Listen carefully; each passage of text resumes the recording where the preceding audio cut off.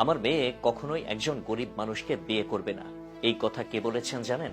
বিশ্বের সেরা ধনীদের একজন, বিল গেটস। কিন্তু কেন তিনি এমন কথা বললেন, চলুন বিস্তারিত জেনে আসা যাক। কয়েক বছর আগে মার্কিন যুক্তরাষ্ট্রে এক বিনিয়োগ সম্মেলনে বিল গেটসের সঙ্গে একটি বিশেষ আলোচনার ঘটনা অনেকের দৃষ্টি আকর্ষণ করেছিল। সেখানে একজন ব্যক্তি গেটসকে জিজ্ঞাসা করেছিলেন, আপনি কি আপনার মেয়েকে একজন গরিব বা সাধারণ মানুষের সঙ্গে বিয়ে করতে দেবেন? এই প্রশ্নে সবার মধ্যে হাস্যরস সৃষ্টি হলেও গেটসের উত্তর ছিল গভীর ও শিক্ষণীয়। সেদিন তার দেয়া উত্তর উপস্থিত অনেকের জীবন একেবারে পাল্টে দিয়েছিল।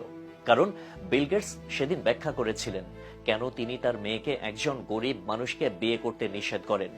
গেটস বলেছিলেন, প্রথমে বুঝতে হবে সম্পদ মানে শুধু বড় ব্যাংক অ্যাকাউন্ট নয়, আসল সম্পদ হলো সম্পদ তৈরির ক্ষমতা।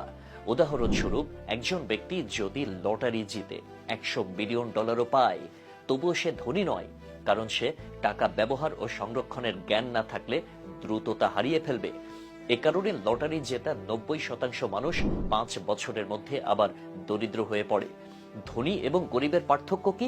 গেটসের মতে ধনী হওয়ার মূল চাবিকাঠি হলো চিন্তাভাবনা ও দৃষ্টিভঙ্গি। ধনীরা নতুন কিছু শেখার চেষ্টা করেন, নিজেদের উন্নত করতে চান। গরিবরা নিজেদের সমস্যার জন্য অন্যদেরকে দায়ী করেন এবং ধনীদের সমালোচনা করেন। অন্যদিকে ধনীরা সমস্যাকে চ্যালেঞ্জ হিসেবে দেখেন এবং প্রশিক্ষণ বা জ্ঞানকে সাফল্যের মূল মন্ত্র হিসেবে মনে করেন। সেখানে গরিবরা সহজে সাফল্য বা আর্থিক সহায়তার উপর নির্ভর করতে চান। গেটসের মতে দরিদ্র মানে শুধু অর্থের অভাব নয়, বরং চিন্তাভাবনার অভাব।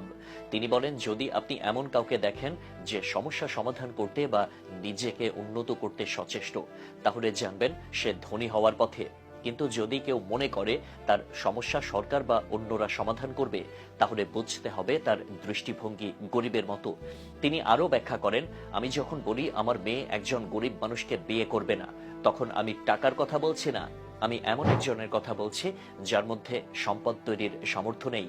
গেটস একটি ঘটনার উদাহরণ দেন। একজন ব্যাংক নিরাপত্তারক্ষী ব্যাংকের টাকা ভর্তি একটি ব্যাগ খুঁজে পেয়ে সেটি ফিরিয়ে দেন। মানুষ তাকে বোকা বললেও সে তার সততার কারণে ধনী মানসিকতার পরিচয় দিয়েছিল। পরে সেই ব্যক্তি ব্যাংকে প্রমোশন পায় এবং 10 বছরের মধ্যে আঞ্চলিক ব্যবস্থাপক হয়। তার অর্জন ওই ব্যাগের টাকার চেয়ে অনেক বেশি ছিল। এই গল্পটি আমাদের শেখায়, প্রকৃত সম্পদ হলো সততা, কাজের প্রতি মনোযোগ এবং আত্মোন্নতির ইচ্ছা। বিল গেটসের এই উত্তর শুধু আর্থিক সাফল্য নয়, বরং জীবনের প্রতি একটি ইতিবাচক ও উদ্যমী দৃষ্টিভঙ্গি গড়ে তোলার গুরুত্ব তুলে ধরে। ধনী হওয়া মানে টাকার মালিক হওয়া নয়, বরং তা সঠিকভাবে উপার্জন